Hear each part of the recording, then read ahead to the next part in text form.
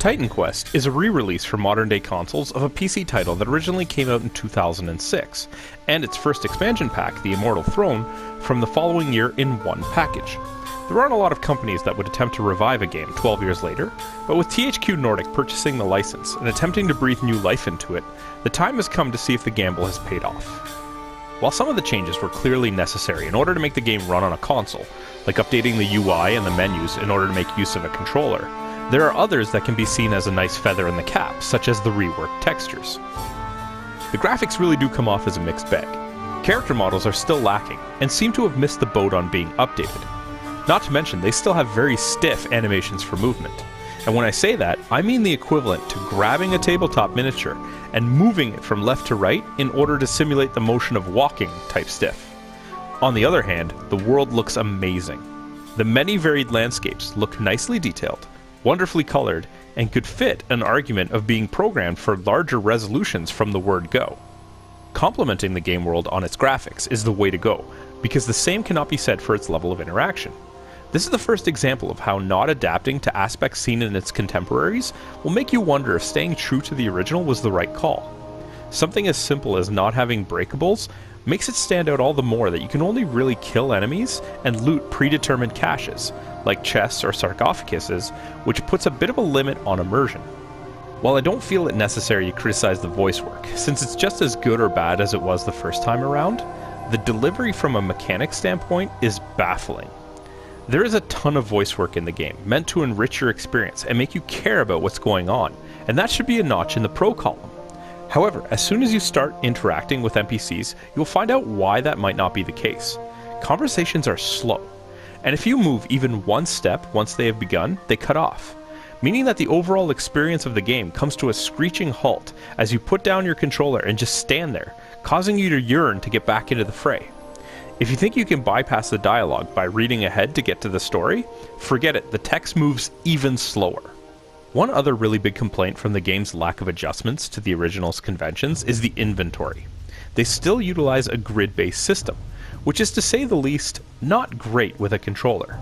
Fans of the genre know how much loot drops and how often you are rummaging through your bags looking for that new shiny greatsword that was somehow hiding in the turtle that you just hacked to bits. It only adds a few more seconds each time, but when you're in your bags every few screens, it adds up, and like the dialogue, slows things down immensely. I'm not entirely sure on this one, but I believe there was also a grid system used with character movements. When you let go of the controller, your avatar will seemingly take a few more predetermined steps, as if they are completing that block of movement. It becomes barely noticeable after the first few times, but if you're up against a fence or a wall, it will magnetize to it, and your character can even end up changing directions, causing you to aggro adds or initiate combat when you were trying to be evasive. We all know that the bread and butter of the genre is the combat.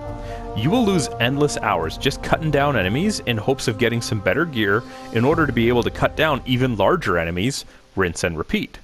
Luckily, all of the things that make that possible are the same as before.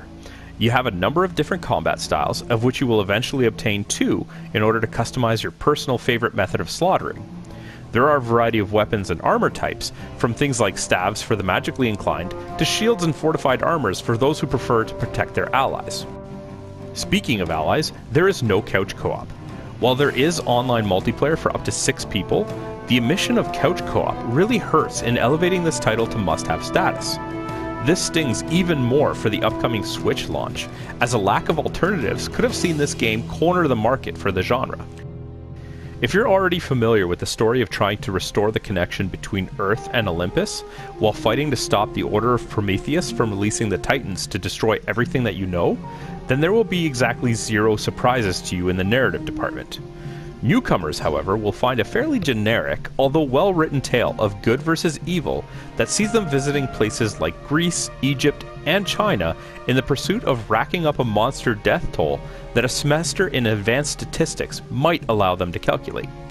While playing the game, it's easy to notice that there is really no well-designed quest helper to direct you towards your primary or secondary missions. You will also notice that it is not necessary, as it is incredibly difficult to get lost with this world's layouts. Areas can be large, but often only house 1 or 2 branching paths, making it really easy to do clean sweeps before moving forward. Speaking of easy, by making the addition of having the character path to the closest target to them when they press the attack button means that entire groups of mobs can be cleared while just holding down one button. Once tougher mobs and bosses show up, there will be the need for potion management and some evasive maneuvering, but a large part of the trash pulls become very one-dimensional.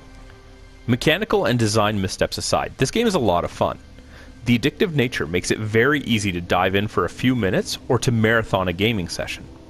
For some reason, the second expansion, Ragnarok, which released only a couple of years ago, is not included in this package, which to me means the game's success could mean additional paid DLC in the future.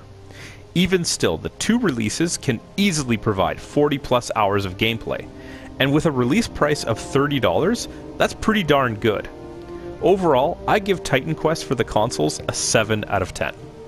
Hey, did you like that video? If you did, be sure to let us know by clicking the like button and leaving a comment. If you want to be first in line for any new content, be sure to subscribe to our channel and then hit up our Facebook page. The link's in the description below to see what's coming up next.